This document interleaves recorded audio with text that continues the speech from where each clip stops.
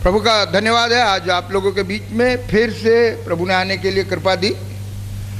और प्रभु ये चाहता है कि हम रोज़ रोज़ उसमें आगे बढ़ते चले जाएं और आत्मिक जीवन में हम अपने आप को स्वर्ग के राज के लिए पूरी तौर से तैयार करें। आज अपन पढ़ेंगे मरकुस रचित सुसमाचार उसका 10 अध्याय और उसका 17 पद। मरकुस रचित सुसमाचार उसका 10 अध्याय और उसका 17 पद।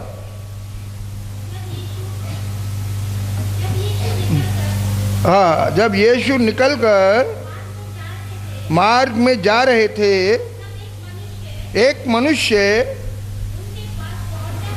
उनके पास लगा हुआ है और यीशु मसीह ने कहा, यदि तुमने सारी दुनिया को हासिल किया और अपने प्राण की हानि उठाई तो क्या लाभ मिला है। एक आदमी था, वो गांव में रहता था, बहुत गांव से शहर में उसके माता पिता ने उसको भेजा, बहुत पढ़ लिख गया, शहर में रहने लगा, बढ़िया नौकरी करने लगा। अभी वो वापस एक दिन अपने गांव जाता है। गांव जाने के लिए बीच में एक नदी आती है, नदी पार करके गांव था। ये नदी पार करने के लिए एक नाव में बैठ गया। नाव में बैठ के जाता है, नाव चलाने वाला नाव चला रहा है। अभी वो नाव चलाने वाले से बात करता है, उससे पूछता है, भैया आप कितने पढ़े लिखे हो। ये बोला, भाई पढ़े लिखे हम तो अनपढ़ हैं साहब, हमारे पास पढ़ाई लिखाई के लिए कहाँ पैसा है। अरे यार, बोले फिर तुम्हारा 25% जीवन बेकार है। जो अनपढ़ आदमी उसका भी कोई जीवन होता है क्या है? कुछ पढ़ नहीं सकता, कुछ जानकारी नहीं ले सकता। बोले 25% तुम्हारा जीवन बेकार है। फिर नाव चलती रही, चलती रही, चलती रही। थोड़ी देर के बाद ये आदमी उसको बोलता है, तुम किधर घूमने फिरने गए क्या। अजी घूमना फिरना गया, हम तो नदी का ये किनारे से ये किनारा, ये किनारे से ये किनारा, अपन तो यूँ ही घूमते हैं, ठीक है। हमारे पास इतना पैसा वैसा कहाँ है घूमने फिरने के लिए। अरे बोले भाई तब तो तुम्हारा 50% जीवन बेकार हो गया। अनपढ़ हो तो 25%, कहीं घूमने फिरने गए नहीं तो 25%। देखो घूमना फिरना बहुत अच्छी बात होती है। मैं बड़े बड़े शहरों में घूमा हूँ, वहाँ गया हूँ, वहाँ गया हूँ। जिंदगी में जो है वो थोड़ा घूमना फिरना करना चाहिए, थोड़ा बाहर निकलना चाहिए। तुम्हारा 25% जीवन बेकार हो गया। फिर नाव चलती रही, चलती रही। थोड़ी देर में बोलता, तुमने अपना कोई पैसा वैसा जमा किया। अरे भाई खाने कोई पूरा नहीं होता, जमा कहाँ से करें। अरे भाई देखो भविष्य के लिए कुछ पैसा हर एक के पास होना, चाहे कल को दुख है, मुसीबत है, बीमारी है, कोई प्रॉब्लम आ जाती है तो कुछ थोड़ा बहुत पैसा होना चाहिए। तुमने कोई पैसा जमा नहीं किया। अरे भाई तुम्हारा तो 75% जीवन बेकार हो गया, ठीक है। फिर नाव चलती रही, चलती रही। एकदम आंधी तूफान आ गया, बहुत जोर जोर से हवा चलने लगी, नाव ऐसे ऐसे डगमगाने लगी। और ये पूछता है उसको, साहब आपको तैरना आता है क्या। नहीं जी मुझे तो नहीं आता। अरे तो आपका 100% जीवन बेकार हो गया, 100%। भाई अभी तो नाव डूब जाएगी, ये पलट रही है, मैं तो तैर के निकल जाऊंगा, आप तो डूब जाओगे। कहने का मतलब क्या है, अगर आपके पास दुनिया में सब कुछ है, आप देश के प्राइम मिनिस्टर है, टाटा बिरला डालमिया के बड़े कंपटीशन में है, करोड़ोंपति है, लेकिन अगर आपकी आत्मा का समस्या सेटल नहीं हुई, ये सब कुछ बेकार है, ठीक है। इसलिए हमको आत्मिक दौड़ में दौड़ना चाहिए। यीशु के पास आने के लिए दौड़ना चाहिए। पैसा कमाने के लिए दौड़ते हैं, लोकल ट्रेनों पे लटक लटक के जा रहे हैं। काहे के लिए जा रहे हैं? पैसा मिलेगा। इस पैसा कितने दिन चलेगा ये? आज मरे तो कल दूसरा दिन हो जाएगा। एक बार एक राजा था, उसने ऐसा ऑर्डर किया कि जो आदमी दौड़कर जितनी जमीन घेर ले वो उसकी, लेकिन एक शर्त है, दौड़ जहां से शुरू करेगा वहीं पे खत्म करना चाहिए। आपने यहां से शुरू करी, छोटा सर्कल लो, इतनी खत्म करो, पूरा सर्कल होना चाहिए। यहां से शुरू करी, पूरा यहां सब खत्म होगा। अगर तुम्हारा राउंड पूरा नहीं होगा तो तुमको कुछ नहीं मिलेगा। फिर अगर जितना बड़ा राउंड लो उसको पूरा करना चाहिए लास्ट में। जहां से शुरू करो वहां पे दौड़ खत्म करना चाहिए। एक ने दौड़ शुरू करी, बोला पूरा उल्लासनगर ही ले लो अपन तो। उसने यूं शुरू करी करी करी करी, बहुत लंबा हो गया। अब तो उसकी सांस फूल गई, उससे दौड़ा ही नहीं जा रहा। फिर भी कैसे भी करे, भाई सर्कल तो पूरा करो। होते होते क्या हुआ, वो सर्कल तो पूरा नहीं हुआ और वो तो यहीं पे बीच में मर गया। राजा को खबर मिली, एक आदमी ऐसा हुआ, सबको जमीन लेने के लिए बोला था, उसने तो बहुत लंबा चक्कर खींचा और उसे कंप्लीट नहीं कर पाया और वो आखिर में मर गया। राजा ने बोला 6 फुट लंबी 3 फुट चौड़ी जमीन उसको कब्रिस्तान में दे दो, चलो। तो जमीन सबको इतनी मिलने वाली है। आप कितनी दौड़ लगा लो, कितनी दौड़ लगा लो, जमीन इतनी मिलेगी, सबको मिलेगी, फ्री मिलेगी। ठीक है, इससे ज्यादा किसी को मिलने वाला कुछ भी नहीं है। एक आदमी बोलता है मैं तो लैंडलॉर्ड हूं। मैं कहा भाई आप लैंड के लॉर्ड कैसे हो गए? लॉर्ड तो ऊपर बैठा है लैंड का। 24 भजन संहिता पहले पद में लिखा पृथ्वी और जो कुछ उसमें है सब यहोवा का है, तो आप लैंडलॉर्ड कैसे बन गए? मैं बोला भैया आप तो 6 फुट के लैंडलॉर्ड हो, 6 फुट लंबा 3 फुट चौड़ा, इसी के लैंडलॉर्ड सब है। और तुम अकेले नहीं हो, मैं भी हूं भैया, और इससे ज्यादा किसी को कुछ मिलने वाला नहीं है। यह आदमी बहुत बुद्धिमान था। ठीक है, ये यीशु के पास आने को दौड़ रहा है। हमको भी ऐसा बुद्धिमान होना चाहिए। इसके बाद क्या हुआ, आगे बढ़ो। उसने यीशु के आगे घुटने टेक कर उनसे पूछा। अब यीशु के आगे इसने घुटने टेक दिए, इसको बोलते हैं नम्रता। लोग यीशु के पास आते हैं लेकिन उनको नम्रता नहीं है। हमको यीशु से नम्र बन के हम उससे सब कुछ ले सकते हैं, अकड़ के कुछ नहीं ले सकते। मार्था यीशु मसीह के पास आई है, कहती है तू अगर यहां होता मेरा भाई नहीं मरता। इतने बार आया तू और हमने तेरी इतनी सेवा करी, इतनी खातिरी की, इतना दान दिया, सब कुछ किया, तेरे को बुलवाया था ना हमने, हमारा भाई बीमार है, क्यों नहीं आया तू? अगर तू आता हमारा भाई मरता नहीं। यही बात मरियम बोलती है। कैसे? यीशु मसीह के चरणों में गिर जाती है पहले, फिर उसके पैर पकड़ के बोलती है और आंसू के साथ बोलती है यीशु अगर तू यहां होता मेरा भाई नहीं मरता। यीशु का दिल एकदम टूट गया। यीशु बोलता चलो बताओ कहां रखा है तुमने उसे? और लिखा है यूहन्ना 11:35 में यीशु के आंसू बहने लगे और यीशु जाता है, कब्र पे जाता है और उसके भाई को जिंदा कर देता है। ठीक है, याद रखिए हम नम्र बनकर यीशु से सब कुछ ले सकते हैं, लेकिन हम अकड़ कर कुछ ले नहीं। ये आदमी कुछ लेना चाहता है इसलिए ये यीशु के आगे नम्र हो गया। उसने घुटने टेक दिए है और घुटने टेक कर यीशु से क्या लेना चाहता है? आगे बढ़ो। हे उत्तम गुरु। हाँ, उसको बोला उत्तम गुरु, अनंत जीवन का अधिकारी होने के लिए, अनंत जीवन का अधिकारी होने के लिए मैं क्या करूं? हाँ, ये इसका बहुत अजीब क्वेश्चन है। ठीक है, यीशु के पास एक अजीब सवाल लेकर आया है। क्या सवाल लेकर आया है? मुझे अनंत जीवन चाहिए और उसके लिए क्या करना चाहिए आप बताओ। यीशु के पास यहां पर बहुत सारे लोग बैठे, सब लोग कोई सवाल लेके आए। कोई बीमार है, यीशु के पास चंगाई लेने आया है। कोई कर्ज में है, यीशु के पास कर्ज मुक्त होने के लिए आया है। कोई किसी कारण से, कोई किसी कारण से, कोई किसी कारण से। लेकिन इसका कारण अजीब है। ये बोलता है मुझे तो भैया अनंत जीवन चाहिए, मुझे तो स्वर्ग का राज्य चाहिए। उसके लिए मुझे क्या करना चाहिए? आज इंसान को दुनिया में सब कुछ चाहिए, यही लेने यीशु के पास आता है। स्वर्ग वर्ग कोई लेने आता? कोई नहीं लेने आता भैया। हर आदमी को दुनिया चाहिए, पैसा चाहिए है। अभी प्रार्थना होगी, मीटिंग के बाद प्रार्थना होगी, सब प्रार्थना किसकी होगी? किसी को चंगाई चाहिए, किसी का बच्चा खराब है, किसी की पत्नी की प्रॉब्लम है, किसी की, ये तो सब दुनिया की बात है भाई, ठीक है। ये जवान आदमी है, इसको कहना चाहिए था यीशु मुझे एक फैक्ट्री लगानी है, क्या करूं? इसके लिए आप प्रार्थना कर दो, मेरी फैक्ट्री लग जाए, ठीक है। हर आदमी की दुनियावी इच्छाएं हैं जो यीशु से पूरा करने के लिए आता है, लेकिन इसकी एक आत्मिक इच्छा है, क्या? कि ये जीवन तो 60-70 साल में खत्म हो जाएगा भैया, इसमें जो मिल गया बहुत हो गया। अभी एक इसके बाद अनंत जीवन शुरू होने वाला, जिसका कभी अंत नहीं होगा, उसको वो मुझे चाहिए। क्या आपको विश्वास है मरने के बाद एक दूसरा जीवन शुरू होगा? क्या आपको विश्वास है उसका कभी अंत नहीं होगा?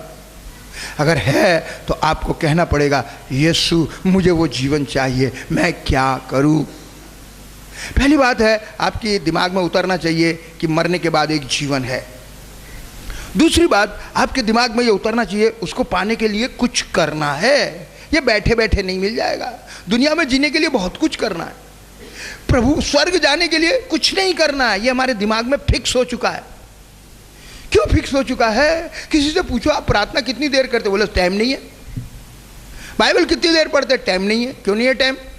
ये काम कोई जरूरी नहीं है, ये ना करे भी गुजारा हो जाएगा। नौकरी पे जाना जरूरी है, पैसा कमाना जरूरी है, स्कूल में पढ़ाई जरूरी है। बच्चा होमवर्क नहीं भरेगा तो बाबा मार मार के उसको होमवर्क कराएंगे, लेकिन बाइबल नहीं पढ़े तो कोई जरूरी नहीं है। ऐसे हमारा मगज में ये बात उतर चुकी है कि मरने के बाद कुछ नहीं है भाई। लेकिन जो लोग सच्चे हैं, आत्मिक हैं, जो लोग अपने आप को विश्वासी कहते हैं, जो कहते हैं हमने नया जन्म पाया है, उनको नए जन्म का मतलब होता है एक नया विचार। नए विचार के मतलब ये होता है भाई यहाँ तो 60-70 साल सबके पूरे हो जाएंगे, धनवान भी मर गया, लाजर भी मर गया, भिखारी भी मर जाएगा, करोड़पति भी मर जाएगा, देश का प्रधानमंत्री भी मर जाएगा, देश का भीख मांगने वाला भी मर जाएगा। ये तो कोई सब्जेक्ट नहीं है। मरने के बाद कहाँ जाएगा ये सब्जेक्ट है भाई। ये हमारे दिमाग में आना चाहिए। ये जवान आदमी बोलता है। एक बार यीशु मसीह अपने शिष्यों को बोलते हैं भाई तुमको मेरे साथ अच्छा नहीं लगता, तुम चले जाओ, ठीक है। तब पतरस क्या जवाब देता है? बहुत बढ़िया बात लिखिए, पढ़ो यूहन्ना 6:66 पद, यूहन्ना 6:66। इस पर यीशु ने अनेक शिष्य उनको छोड़कर चले गए। हाँ। और वे यीशु के पीछे नहीं गए। आगे। तब यीशु ने उन 12 से कहा, क्या तुम भी चले जाना चाहते हो? क्या तुम भी चले जाना चाहते हो? शिमोन पतरस ने यीशु को उत्तर दिया, शिमोन पतरस ने यीशु को उत्तर दिया, हे प्रभु हम किसके पास जाएं? भाई जाना तो हम भी चाहते हैं, लेकिन हम जावें किसके पास? शिमोन पतरस बोलता हम भी आपको छोड़ के जाना ही चाहते हैं, लेकिन अब सवाल ये उठता है जावें किसके पास? क्यों? आगे पढ़ो। अनंत जीवन की बातें तो आपके पास हैं। अरे भाई जिसके पास जाते हैं 60-70 साल की बात करता है। हमने मोटरसाइकिल खरीद ली, या कितने दिन की बात है? 60-70। हमने नया फ्लैट खरीद लिया जी, कितने दिन चलेगा वो? 60-70 साल में हम मरमरा के अलग होंगे, फ्लैट तो अपनी जगह रहेगा, हम तो वैसे ही फ्लैट हो जाएंगे और 6 फुट के खड्डे में फ्लैट पड़े रहेंगे जाके, ठीक है। आज जो है वो अनंत जीवन, मरने के बाद जीवन, स्वर्ग का राज्य, इसकी अनंत जीवन की बातें यीशु बताता था भैया। और आज यीशु के पीछे लोग 60-70 साल की बातों के लिए पड़े हुए हैं। अरे 60-70 साल की तो कोई भी देगा आपको। आकाश के पक्षियों को देखो, ना काटते हैं, ना बोते हैं, ना जमा करते हैं, उनको प्रभु खिलाता है। अरे तुमको नहीं खिलाएगा क्या? जरूर खिलाएगा। तुम तो ऊपर की तलाश करो भाई, ऊपर की तलाश करो। ये दुनिया में तो सब जी लेते हैं, यहाँ जीने में कोई प्रॉब्लम नहीं है। मरने के बाद अगर नरक में पहुंच गए तो प्रॉब्लम ही प्रॉब्लम है भाई, और अनंत काल की प्रॉब्लम है। इसलिए अनंत जीवन पाना, स्वर्ग का राज पाना, ये बात केवल यीशु मसीह बताता है और कोई दूसरा नहीं बताता। इसलिए पतरस बुद्धिमान है, बोले भाई हम जावें कहाँ? जिसके पास जावें 60-70 साल की बात करेगा। कोई बोलेगा हमने ये खरीद लिया, कोई बोलेगा हमने ये कर लिया, कोई बोलेगा दुनियादारी की, दुनिया की बात करेगा। अरे स्वर्ग की बात कोई करता नहीं है भाई। यीशु मसीह आप अनंत जीवन की बात करते हो, इसलिए हम आपके पास आते हैं। आज अपन लोग प्रभु के पास क्यों आए हैं? स्वर्ग जाने के लिए, संसार का धन पाने के लिए नहीं। वो भी देता है प्रभु, उसके पास वो भी है, ऐसी बात नहीं है, नहीं है, लेकिन वो मेन सब्जेक्ट नहीं है हमारा। दे तो प्रेज द लॉर्ड और ना दे तो भी प्रेज द लॉर्ड, क्योंकि हम लोग जो है स्वर्ग के रास्ते पे हैं। पौलुस के पास स्वर्ग संसार का धन था, लेकिन उसने क्या किया? जब यीशु मिल गया उसको, उसने संसार का छोड़ दिया। क्यों? उसे मालूम था ये संसार का धन मेरे लिए प्रॉब्लम खड़ी करेगा और मुझे यीशु से अलग करेगा, स्वर्ग से अलग करेगा। उसने अपने हाथ से फेंक दिया, संसार को कचरा समझने लगा, कूड़ा समझने लगा, ताकि मसीह को प्राप्त करूं। ठीक है, हम कहते हैं भाई आपके पास जो है उसे फेंको मत, लेकिन इसे बढ़ाने की भी कोशिश मत करो। पौलुस ने एक नया फार्मूला बताया है। 1 तिमोथी 6 अध्याय 6 पद में लिखा हुआ है। 1 तिमोथी 6 अध्याय 6 पद पढ़ो। पर संतोष सहित भक्ति बड़ी कमाई है। संतोष सहित भक्ति बड़ी कमाई है। बड़ी कमाई करनी है आपको। सबसे बढ़िया धंधा, सबसे बढ़िया बिजनेस और सबसे बड़ी कमाई, जो धीरू भाई अंबानी से भी बड़ी कमाई और जो है टाटा बिरला दालमिया से भी बड़ी कमाई, सबसे बड़ी कमाई है जितना धन आपके पास जो है उसमें संतोष करो और भक्ति में लग जाओ, स्वर्ग की बातें खोजने में लग जाओ। क्यों? उसके आगे पढ़ो क्या लिखा है। न तो हम इस संसार में कुछ लाए हैं। अरे भैया खाली हाथ आए इधर से, अपन कुछ लाए नहीं है। और आगे, और न यहाँ से कुछ ले जा सकते हैं। जब बच्चा पैदा होता है उसके हाथ में 100 का नोट भी नहीं निकलता, 50 का 10 का भी नहीं निकलता, और जब मर जाता है तो 100, 200, 50, 500, 1000 कुछ लेके नहीं जाता। ठीक है, जो भी आपके पास है सब इधर ही रखते हैं, इधर ही रख लेते हैं। ठीक है, कोई भी बहन मर जाएगी सब उसके कान मान सब निकाल लेंगे, सोना होना। क्यों? अरे भाई ये सोना ऊपर लेके नहीं जाने वाले, ये इधर ही रखना पड़ेगा। ठीक है, अगर सोना वोना लेकर सबका दफन कर दिया ना तो रात को चोर कब्र खोदने आ जाएंगे। कहने का मतलब क्या है कि हमको संतोष करना चाहिए जो प्रभु ने हमको दुनिया में दिया है, और उसके बाद हमको भक्ति करना चाहिए। यह सबसे बड़ी कमाई है। ठीक है ना? पढ़ो 1 कुरिन्थी 15:19।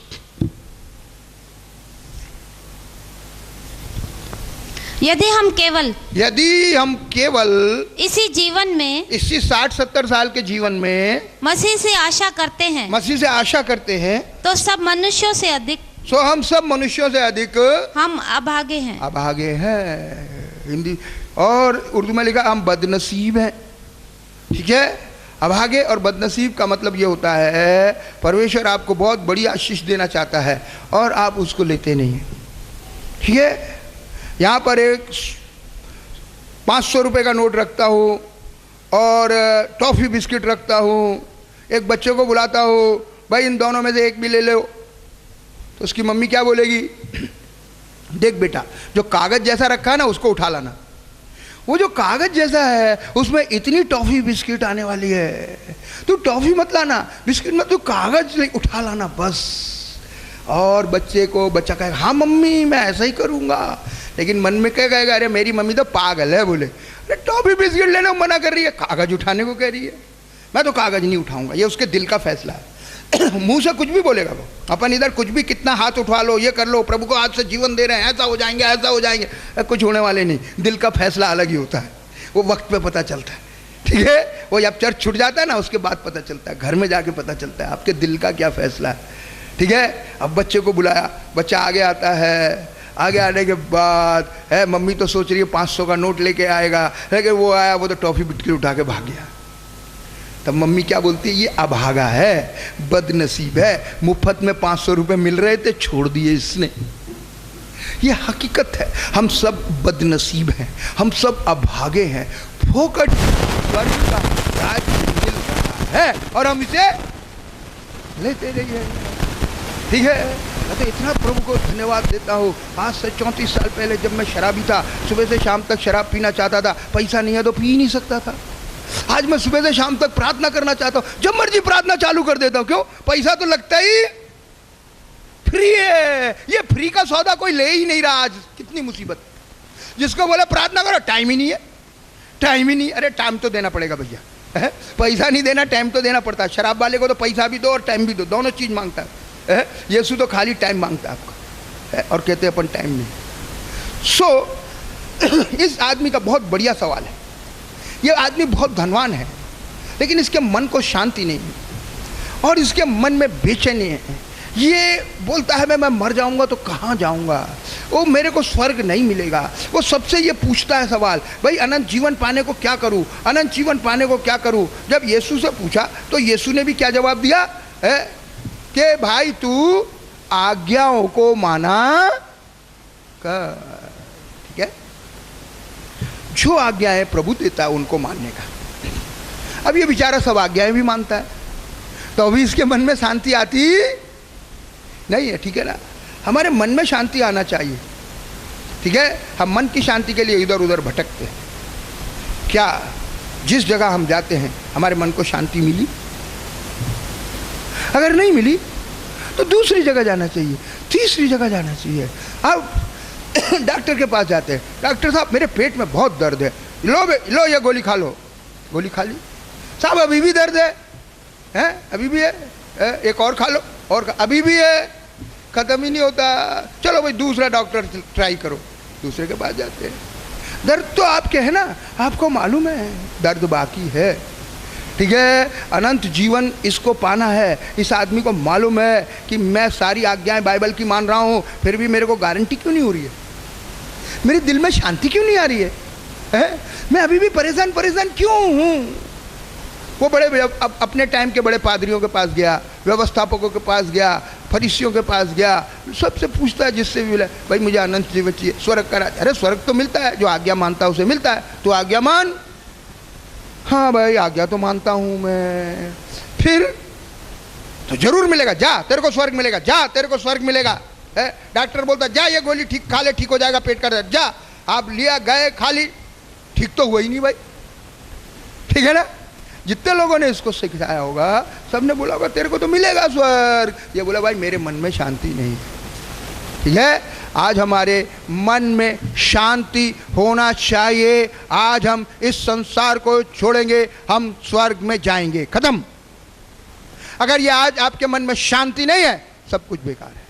आप और पूछो प्रभु से मैं और क्या करूं, अभी भी शांति आई? मैं चर्च जाता हूँ, मैं दान देता हूँ, मैं दसवांश देता हूँ, मैं जो है सारे वचन को पालन कर रहा हूँ, फिर भी कहीं ना कहीं कोई कमी है, फिर भी कहीं ना कहीं कोई कमी है।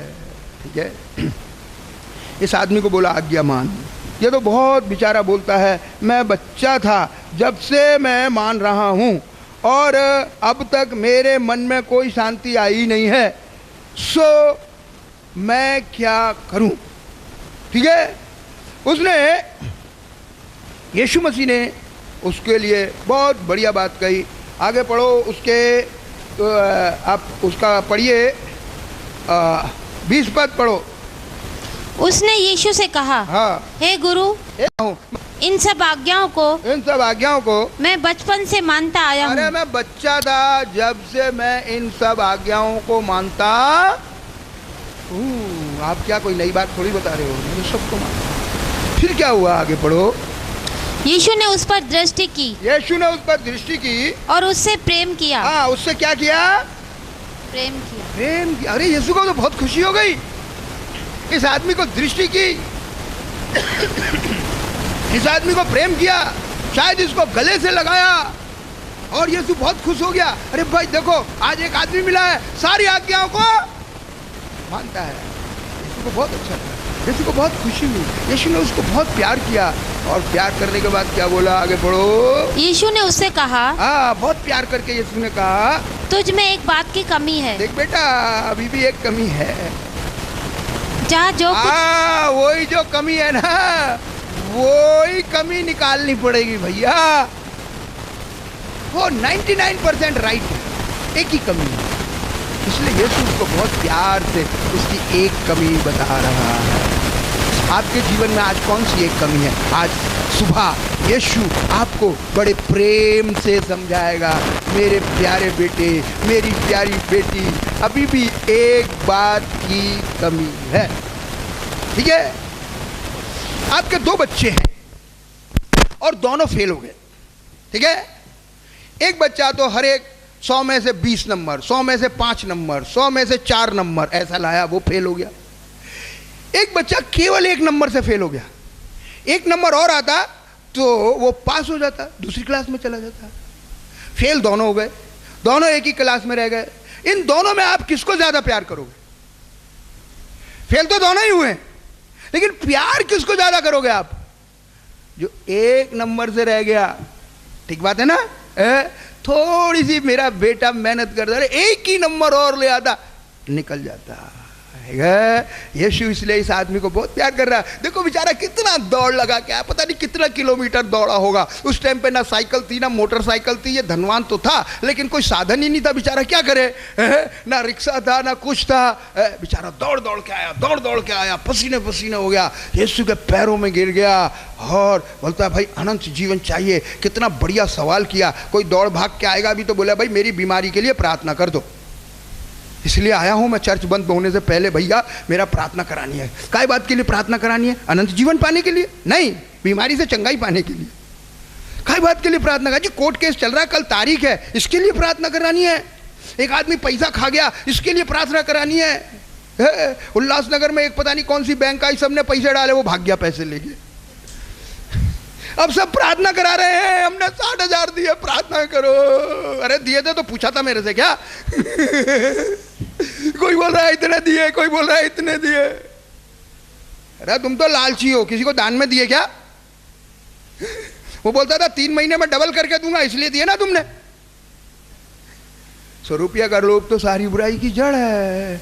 ऐसों को यीशु मसीह प्यार नहीं करता है। इस आदमी को बहुत प्यार किया, बहुत प्यार करके बोला, देख बेटा तेरे अंदर केवल एक बात की कमी रह गई है, बाकी सब ठीक है, एक बात की कमी रह गई। क्या बात की कमी रह गई? आगे बढ़ो। तुझ में एक बात की कमी है। एक बात की कमी है। जहाँ जो कुछ तेरा है, जहाँ जो कुछ तेरा है, उसे बेचकर गरीबों को दे। हाँ, मेरे को मत दे। किसको दे? हाँ, आज का कोई पादरी आएगा बोलेगा तुझ में एक बात की कमी है। क्या जी? तेरा सब बेच के मेरे को दे दे। यीशु मसीह ऐसा पादरी नहीं था, लालची। यीशु मसीह क्या बोलता है? मुझे कुछ नहीं चाहिए भैया, मुझे तो तेरा जीवन ठीक करना है, क्योंकि जहां तेरा धन है वहां तेरा मन है। अब मेरे को तेरे मन को करेक्ट करना है तो धन को तो निकालना पड़ेगा ना, तो तू निकाल। मुझे तो चाहिए नहीं, गरीबों को दे देना, गरीबों को दे देना। यीशु मसीह हर एक का जीवन ठीक करना चाहता है। यीशु को कुछ नहीं चाहिए। लाजर के जकई के घर में यीशु मसीह गया, वो बोलता है जिसका 4 गुना, जिससे मैंने गलत से लिया 4 गुना वापस देता हूँ, आधी दौलत गरीबों को देता हूँ। यीशु मसीह ने बोला, भैया तूने जिसका गलती से लिया तो 4 गुना वापस दे रहा है, आधी दौलत गरीबों को दे रहा, फिर मेरे को क्या मिला? तेरे घर आने से मुझे क्या फायदा हुआ? यीशु को ऐसा कहना चाहिए ना, लेकिन यीशु नहीं, ऐसा नहीं बोलता। यीशु बोलता आज इस घर में उद्धार आया। ठीक है? यीशु को कुछ नहीं चाहिए, यीशु को केवल आपका जीवन चाहिए, बस। ठीक है? यीशु इससे बोलती है, एक पैसा जो है इसके दिल के ऊपर छाया हुआ था, बाकी ये आदमी बहुत बढ़िया है। यीशु बोलता है, मेरे प्यारे बेटे तू थोड़ा सा जोर लगा, 99 तो करेक्ट हो गया, एक धक्का और मार, जीवन दौलत और बखेर दे और आजा मेरे पीछे, डायरेक्ट स्वर्ग मिलेगा।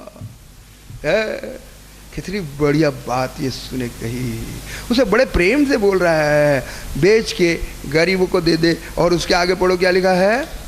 और तुझे स्वर्ग में धन मिलेगा। चिंता मत करना, ये तेरा पैसा जो गरीबों के पास गया ना, ये बैलेंस जमा हो गया उधर भाई, वो स्वर्ग में वापस मिलने वाला है, तू चिंता मत कर। ये बोले, भैया स्वर्ग का किसने देखा? ठीक है ना? इसको बोला चिंता मत करियो बेटा, तेरे को सब वापस मिल जाएगा, लेकिन स्वर्ग में मिलेगा। तब ये क्या बोलता है, आगे पढ़ो। तब आकर मेरे पीछे हो ले। उसके बाद मेरे पीछे हो ले। आगे इस बात से उसके मुख पर उदासी छा गई। उसके मुंह पर उदासी छा गई। किसी से सब बात करो, पैसे की बात करो तो मुंह पे उदासी छा जाती। क्यों उदासी छा गई, आगे पढ़ो। और वह दुख करता हुआ चला गया। अरे भैया ये तो बहुत कठिन बात बता दी। आगे, दौड़ता हुआ आया, चलता हुआ जा रहा, दुख करता हुआ चला गया। आगे, क्योंकि वह बहुत धनी था। हाँ, क्योंकि वो बहुत धनी था। ठीक है, ये एक पैसा बड़ा दुख है। जिसने उसको पैसा दिया वही बोल रहा भैया तू वापस दे दे, तुझे स्वर्ग में रिटर्न हो जाएगा, तो अभी मना कर रहा है। ठीक है, बहुत से लोग पैसे के अलावा सब कुछ करने को तैयार है। और शैतान बहुत चालाक है, उसको मालूम है इनका दिल पैसे में फंसा हुआ है। उल्लासनगर के लिए ये विशेष बात है, हर एक का दिल पैसे में फंसा हुआ। बड़े बड़े विश्वासियों ने उस बैंक में पैसा डाल दिया। बोलो, लाख लाख रुपए डाल दिए। एक आदमी ने तो 5 लाख रुपए डाले, मैंने सुना। करोड़ों रुपए ले गए वो तो। पहले 3 महीने में डबल कर करके 10 20 25 लोगों को दिए। बाद में आ गया 100 200 500 लोग आए, लेके भाग गया। कहने का क्या मतलब है कि यीशु मसीह कभी झूठ नहीं बोलता। स्वर्ग की बैंक में आप इन्वेस्ट करो, ठीक है, आपको जरूर डबल होके मिलेगा। ठीक है, लेकिन स्वर्ग की बैंक पर किसी को भरोसा नहीं है। यह आदमी बहुत दुखी हो गया और बहुत दुखी होकर चला गया। और जाने के बाद क्या बोलता है, ये बहुत धनवान था। अभी इसे करना क्या चाहिए था, है? मुझसे भी बोले, समझ लो, मेरे पास भी जो कुछ है बोला बस सब बेच के गरीबों को दे दे, तो मैं भी नहीं दे सकता। आपको बोले आप भी नहीं दे सकते, फिर करना क्या चाहिए? ठीक है, उसको जाना नहीं चाहिए था यीशु के पास से, इसको जाना नहीं चाहिए था। इसको बोला जी यीशु मेरा दिल नहीं कर रहा। ठीक है, आज मैं बोलता हूं आप यीशु के लिए 50,000 दे दो, कोई देगा? नहीं देगा। आज डॉक्टर बोलता तुमको कैंसर है, एक इंजेक्शन 15,000 का, बोलो हाँ साहब तैयार। 3 लाख रुपए खर्चा हो गया। 3 लाख खर्चा करके भी मर गए। कितनों को जानता हूं भाई मैं, 15 10 10 8 8 लाख रुपया खर्चा करके मर गए। अब कैसे दे रहे हो? शरीर बचाने को। तुमने आत्मा बचाने के लिए क्या दिया? एक सवाल है, क्यों नहीं दिया? इसके हमें विश्वास नहीं है। सीधी बात है ना। हमारा दिल बदलना चाहिए। यीशु मसीह हमारा दिल बदलता है। इज़िकियल 36 और 26 में लिखा हुआ है, मैं तुमको नया मन दूंगा, मैं तुम्हारे अंदर नया आत्मा उत्पन्न करूंगा, मैं तुम्हारे अंदर से पत्थर का दिल निकालूंगा, मैं तुम्हारे अंदर मांस का दिल डालूंगा। यह काम परमेश्वर करता है, मनुष्य से नहीं हो सकता। परमेश्वर से सब कुछ हो सकता है।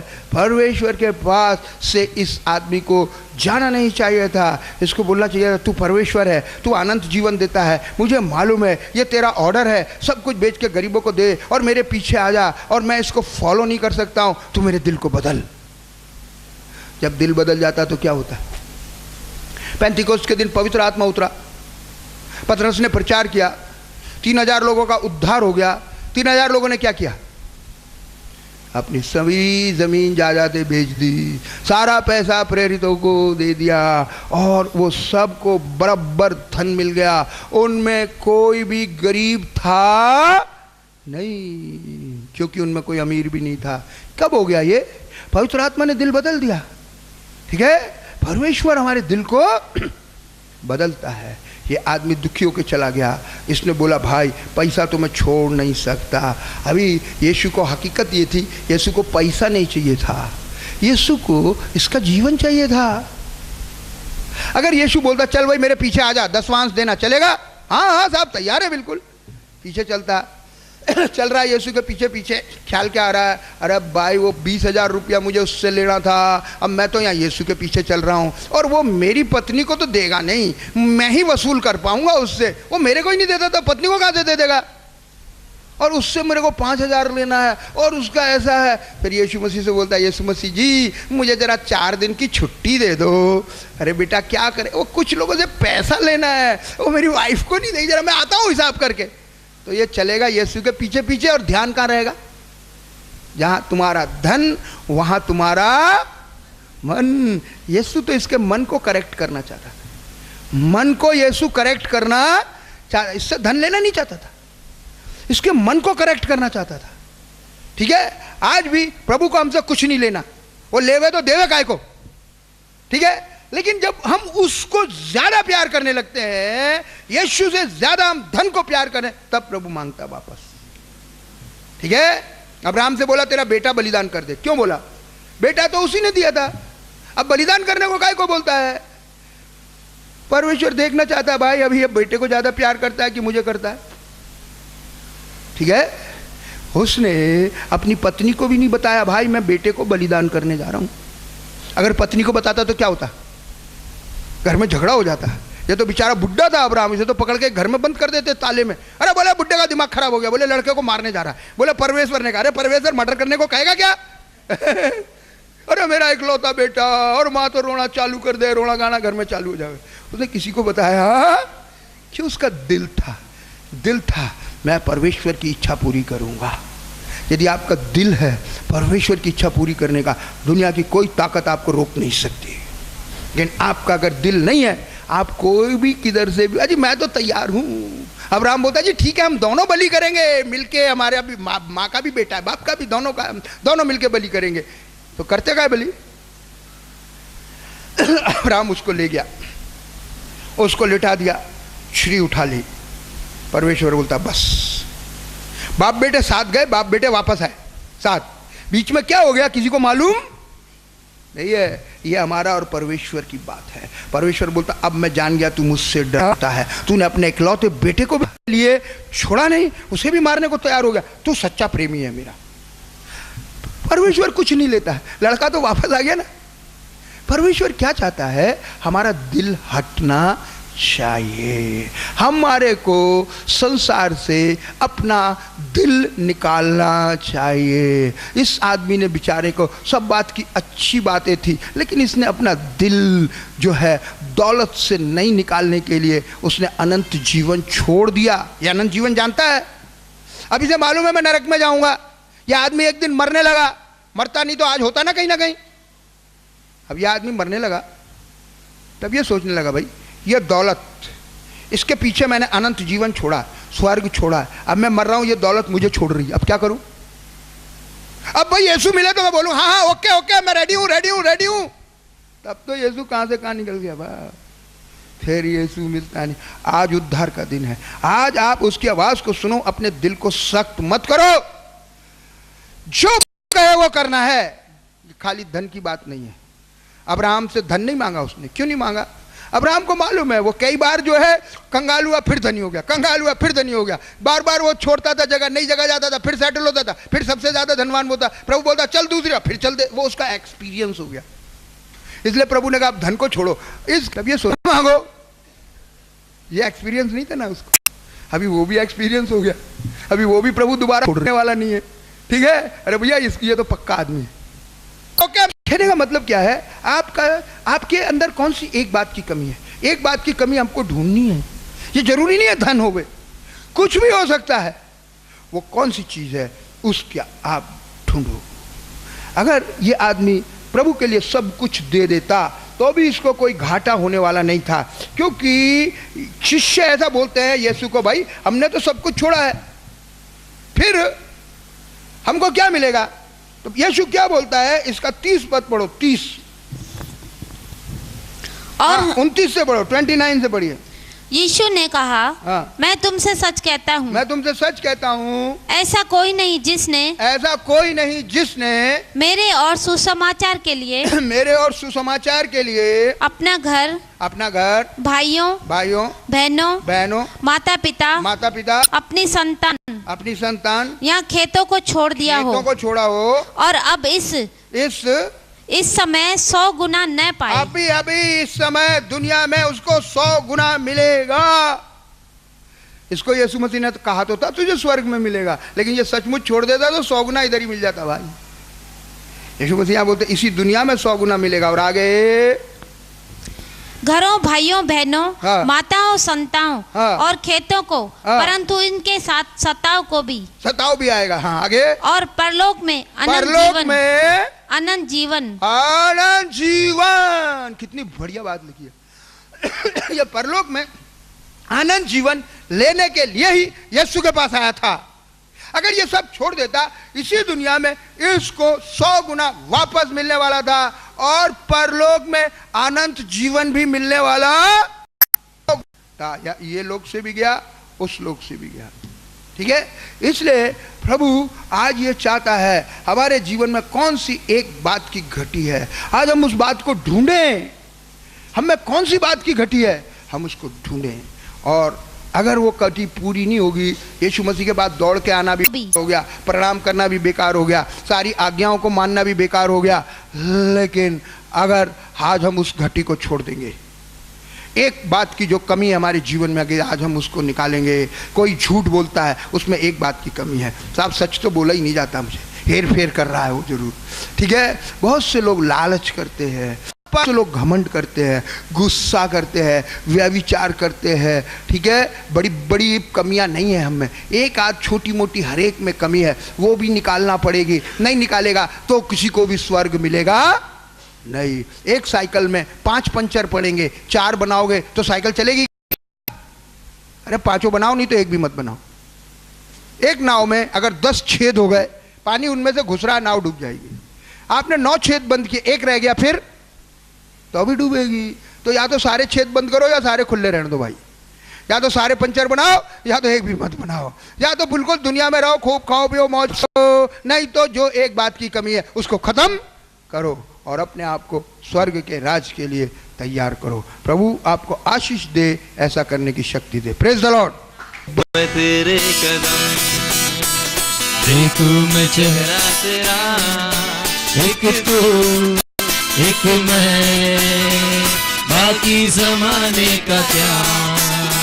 चूमूं मैं तेरे कदम, देखूं मैं चेहरा तेरा, एक तू एक मैं, बाकी जमाने का क्या। यहोवा मसीहा, यीशु यीशु यीशु यीशु यीशु यीशु। बैठा रहूं मैं यूं ही, तकता रहूं मैं यूं ही, बैठा रहूं मैं यूं ही, थकता रहूं मैं यूं ही, झुकता रहूं मैं यूं ही, बाकी जमाने का क्या। यहोवा मसीहा, यीशु यीशु यीशु यीशु यीशु यीशु। सांसों में यीशु बसे, आंखों में यीशु दिखे, सांसों में यीशु बसे, आंखों में यीशु दिखे, हृदय में यीशु रहे, बाकी जमाने का क्या। यहोवा मसीहा, यीशु यीशु यीशु यीशु यीशु यीशु। Praise the lord, hallelujah. परमेश्वर के नाम को धन्यवाद हो, प्रभु की महिमा हो।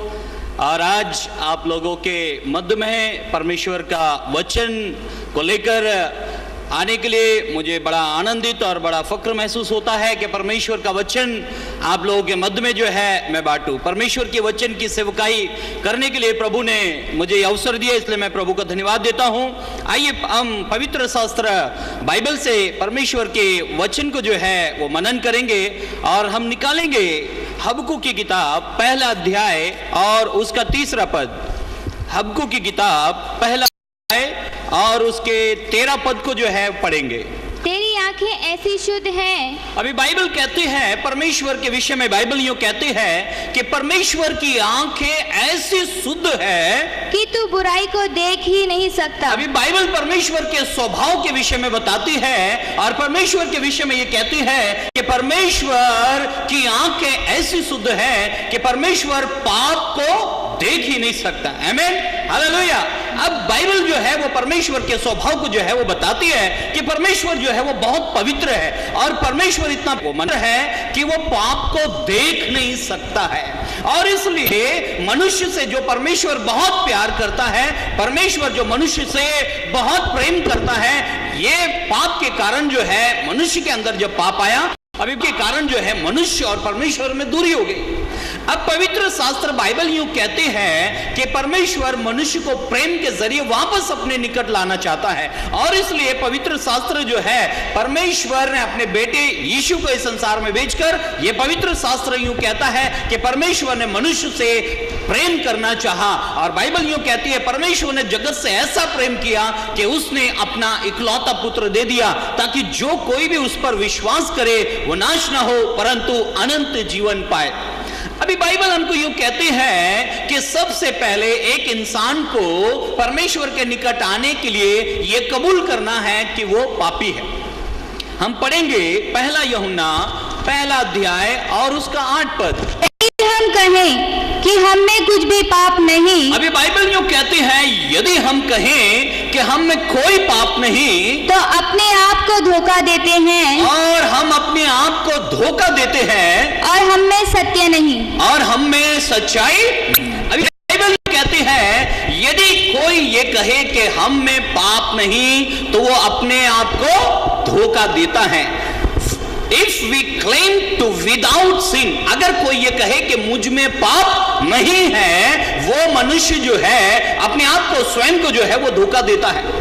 इंसान की सबसे बड़ी गलती यह है कि वह अपने पाप को जो है वो मानता नहीं है। इंसान अपनी गलती को, अपने अपराध को जो है वो मानता नहीं है। यह सबसे बड़ी इंसान के अंदर जो है वो गलती है। अब परमेश्वर ये चाहता है कि इंसान अपने पाप को मान ले और पाप को जैसे वो माने वो परमेश्वर के निकट जो है वो चला जाएगा।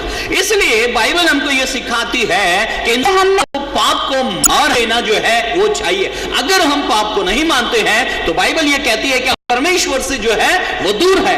आज इस वक्त में जितने भी लोग मेरी आवाज को सुनते हैं और वे आवाज जो है मेरी आवाज नहीं लेकिन ये खुदा की आवाज है और परमेश्वर चाहते हैं हम नहीं अपने गुनाह को, अपने पाप को जो है वो कबूल करें।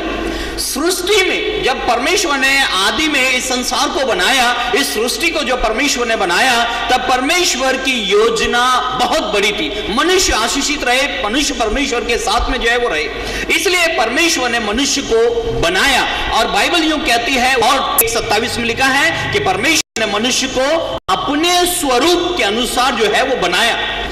मनुष्य को परमेश्वर ने अपने स्वरूप में बनाकर परमेश्वर मनुष्य से चाहता था कि मनुष्य परमेश्वर के समानता में जो है वो जिए, परमेश्वर के साथ में जो है वो रहे। सुनते लिए परमेश्वर मनुष्य को एक आज्ञा देता है और एक पेड़ के फल को जो है वो तू कभी ना खाना, ऐसा करके परमेश्वर ने मनुष्य को कहा। जब परमेश्वर ने मनुष्य को कहा कि तू इस पेड़ के फल को ना खाना, आदम हवा को जब ये कहा, उसके बाद में शैतान ने मनुष्य को, आदम हवा को जो है बहका दिया और वे दोनों ने जो है वो फल को जो है वो खा लिया। फल खाने के बाद में परमेश्वर ने एक आवाज दी और आवाज वो यूं थी कि हे आदम तू कहां है। अब परमेश्वर यूं भी कह सकता था हे आदम इधर आ, तूने ये फल क्यों खाया, लेकिन परमेश्वर इस मैटर को क्लोज करना चाहता था। परमेश्वर इनके पाप को क्षमा करना चाहता था और इसलिए परमेश्वर ने आवाज लगाई हे आदम तू कहां पर है। अर्थात परमेश्वर यह चाहता था कि आदम जैसे ही परमेश्वर यूं कहे आदम तू कहां है, और आदम दौड़ कर आता और परमेश्वर के पैर को पकड़ लेता और यह कहता कि मुझसे गलती हो गई, मैंने उस फल को खा लिया जिसके लिए तूने मना किया था। लेकिन आदम जो है तुरंत आया और परमेश्वर से आदम जो है वो यूं कहने लगा, तूने जो पत्नी मुझे दी है उसने मुझे ये फल को खिला दिया। आदम गलती मानने के लिए तैयार नहीं, हवा को पूछा तो हवा भी गलती मानने के लिए तैयार नहीं। जब परमेश्वर ने एडम से पूछा तो एडम ने मैडम का नाम ले दिया, लेकिन उसने अपने पाप को कबूल किया नहीं। आज भी हम इस पृथ्वी पर अपने गलती, गुनाहों को, अपराधों को जो है वो मानते नहीं है, इसलिए परमेश्वर का श्राप, परमेश्वर का क्रोध हम पर जो है वो बराबर बना हुआ है, और परमेश्वर का प्रेम और परमेश्वर की आशीष हम तक नहीं पहुंचती है। आज जितने भी लोग परमेश्वर के वचन को सुन रहे हैं, वे सबसे पहले एक काम को करें, और वो काम यह है कि अपने गुनाहों को, अपने पाप को जो है वो मान लें। एक और पद को हम पढ़ेंगे, याकूब की किताब और उसका पहला अध्याय और उसका 26 पद। यदि कोई अपने आप को भक्त समझे, यदि कोई अपने आप को धर्मी समझे और अपनी जीभ पर लगाम न दे, और अपनी जीभ पर लगाम न दे, पर अपने हृदय को धोखा दे, और अपने हृदय को धोखा दे, तो उसकी भक्ति व्यर्थ है। आमीन। अभी बाइबल यूं कहती है, हर एक इंसान अपने आप को जो है वो धर्मी समझता है, और वह अपने कई कामों पर जो है वो लगाम नहीं देता है। पृथ्वी पर हर एक इंसान जो है वो कुछ ना कुछ करके जो है वो अपने आप को धर्मी जो है वो बता रहा है और बना रहा है। हर एक इंसान जो है वो धर्मी बनने के लिए पृथ्वी के ही चीजों से वो धर्मी बनना चाहता है। सृष्टि की बहुत सारी चीजों को लेकर वो धर्मी बनना चाहता है। पृथ्वी की बहुत सारी चीजों से वो अपने आप को धर्मी जो है वो ठहरना चाहता है। कई लोग जो हैं वो धर्मी बनने के लिए जो है बहुत सारे अपने शरीर के पोजीशन और शरीर के वर्क को जो है वो चेंज करते, काम को चेंज करते, बोली को चेंज करते हैं, और इससे वे ये सोचते हैं कि शायद हम धर्मी ठहरेंगे। कई लोग वस्त्रों को चेंज करते हैं, कई लोग बहुत लंबे लंबे वस्त्र पहनते हैं, कई लोग बिल्कुल नहीं पहनते, कई लोग बड़े बड़े बाल बढ़ा लेते हैं, कई लोग बिल्कुल गंजे हो जाते हैं, कई लोग बड़ी बड़ी दाढ़ी रखते हैं, कई लोग बिल्कुल नहीं रखते, कई लोग पहाड़ पर भक्ति करने चले जाते हैं, कई लोग बिल्कुल पाताल में जो है खड्डे में जाकर जो है और आराधना करना चाहते हैं। इंसान ये सोच रहा है कि इस प्रकार से धर्म के काम करने से, अपने आप को धर्मी बनाने से जो है संसार की कुछ भाषाएं या बोली या कुछ वेशभूषा परिवर्तन कर लेने से इंसान ये सोचता है कि शायद इस प्रकार से मैं धर्मी बन जाऊंगा। लेकिन बाइबल यूं कहती है, पढ़ो यशायाह नबी की किताब 64 अध्याय और उसका 6 पद। हम तो सब के सब अशुद्ध मनुष्य कैसे हैं। अभी बाइबल यूं कहती है, हम तो सब के सब अशुद्ध मनुष्य कैसे हैं, और हमारे धर्म के काम, और हमारे धर्म के काम सब के सब मैले चिथड़ों के समान है। अभी बाइबल यूं कहती है, हमारे सारे धर्म के काम मैले और चिथड़ों के समान है। पृथ्वी पर इंसान का हर एक किया गया काम वो मैला है, चिथड़ा है, और इंसान जो है अपने कामों से, कर्मों से धर्मी नहीं ठहर सकता। इसलिए बाइबल यूं कहती है, हर एक इंसान जो है वो अपने आप को धर्मी करके जो है इंसान जो है परमेश्वर के सामने प्रस्तुत करता है, इंसानों के सामने अपने आप को जो है वो प्रस्तुत करता है। लेकिन हमारे किए गए इस पृथ्वी पर धर्म के काम मैले और चिथड़े के समान है। Praise the Lord. बाइबल यूं कहते हैं कि परमेश्वर ने जगत से प्रेम किया, और जब उसने प्रेम किया तो अपने बेटे यीशु के संसार में भेजा। और एक भविष्यवक्ता ने यीशु को देखकर यूं कहा, ये देखो परमेश्वर का मेमना जो जगत के गुनाहों को जो है वो उठा ले जाता है। जब यीशु मसीह इस पृथ्वी पर थे तब उन्होंने जो है इस मानव जाति को पाप के विषय में जो है वो बताया था। मानव जाति पाप के कारण परमेश्वर से अलग है, और जब यीशु मसीह इस पृथ्वी पर आए, मानव जाति के अपराधों को, गुनाहों को अपने क्रूस पर, अपने कांधे पर लेकर जो है वो क्रूस पर जो है वो मर गया, और उसके जरिए यीशु ने पाप को जो है वो खत्म किया। वो मारा गया, गाड़ा गया, और तीसरे दिन जो है यीशु मसीह जिंदा हो गया, जिसके जरिए जो है उसने धार्मिकता को जो है इस पृथ्वी पर जो है वो लाया। और इसलिए इस पृथ्वी पर धर्मी ठहरने के लिए इंसान को जो है यीशु के नाम में विश्वास करना जो है वो जरूरी है।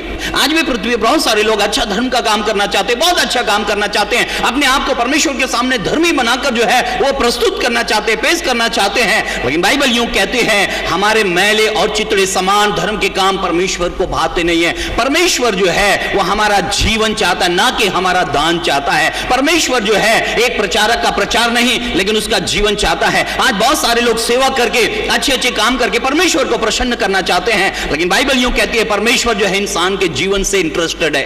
परमेश्वर इंसान के जीवन से जो है वो आनंदित होता है, ना कि उसके किए गए कामों से जो है वो आनंदित होता है। एक वाक्य पढ़ के हम फिर समाप्त करेंगे, एक पद को और पढ़ेंगे, गलातियों की किताब 6 अध्याय और उसका 7 पद। धोखा न खाओ, धोखा न खाओ, परमेश्वर ठट्टों में नहीं उड़ाया जाता। अभी बाइबल यूं कहती है इंसान जो है वो धोखे में है, और बाइबल उसको सावधान करती है कि धोखा न खाओ, परमेश्वर ठट्टों में नहीं उड़ाया जाता, परमेश्वर मजाक में नहीं उड़ाया जाता, क्योंकि मनुष्य जो कुछ बोता है, बाइबल यूं कहती है मनुष्य इंसान जो कुछ भी काम करता है, कर्म करता है, वो काम करते वक्त एक किसान के समान बीज को बोता है, वही काटेगा। जो इंसान जो कुछ बोता है वही काटेगा।